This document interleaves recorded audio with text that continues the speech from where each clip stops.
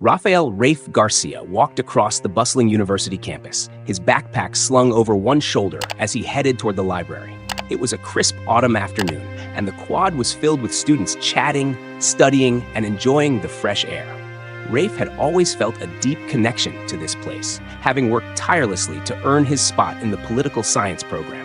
But as much as he loved the campus, he had seen firsthand the inequalities that still lingered beneath its polished surface. Officer Brandon Cole, a longtime campus security officer, had been watching Rafe from a distance. Cole had developed a reputation for profiling students of color, often using his position to intimidate those he deemed out of place. As Rafe walked by, Cole took the opportunity to assert his authority. "Hey, you," Cole called out. "Come over here." Rafe stopped in his tracks, his heart pounding as he turned to face the officer. "Is there a problem, officer?" Cole smirked. "Just doing a routine check. You seem a little out of place around here." Rafe knew exactly what Cole meant. He had heard stories from other students who had been harassed in similar ways, and now it was happening to him. Taking a deep breath, he remained calm. "I'm a student here. I was just on my way to the library." Cole chuckled, shaking his head. "Sure you are. Got any ID on you?" By now, a few students nearby had taken notice. Jasmine Lee, president of the Campus Diversity Council, had been sitting on a bench with her laptop when she overheard the exchange. Sensing trouble, she discreetly pulled out her phone and began recording.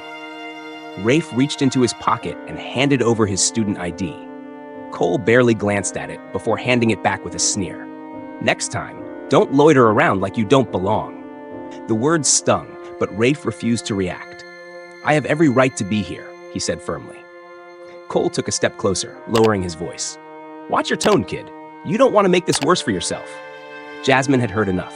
She stepped forward, her voice loud and clear. "Officer Cole, is there a reason you're harassing a student for walking across campus?" Cole's expression darkened. "Stay out of this, miss." "No, I won't, because I have this entire exchange on video," she said, holding up her phone.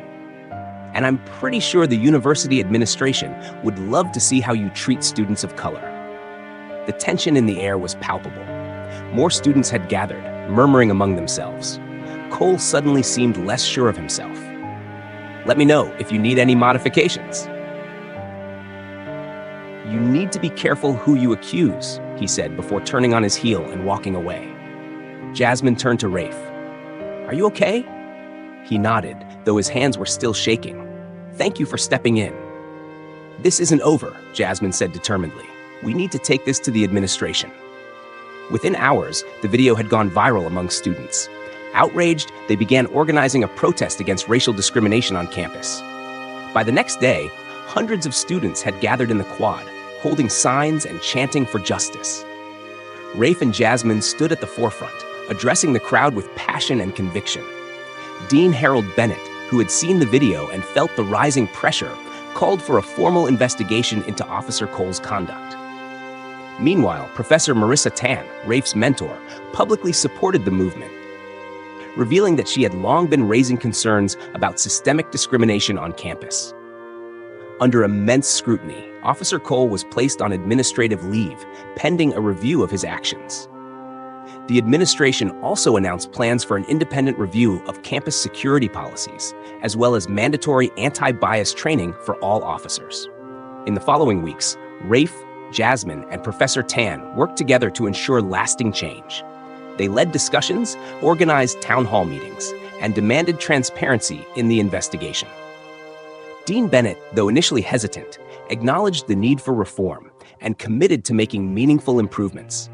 The movement ignited a broader conversation on campus about racial profiling and discrimination. More students came forward with their own experiences, and a newly established Diversity and Inclusion Office provided them with a platform to be heard. Rafe, once just a student navigating university life, had become a leader in the fight for justice. As the campus transformed, one thing became clear: no student should ever feel like they don't belong. And thanks to the courage of those who spoke out, real change was finally underway.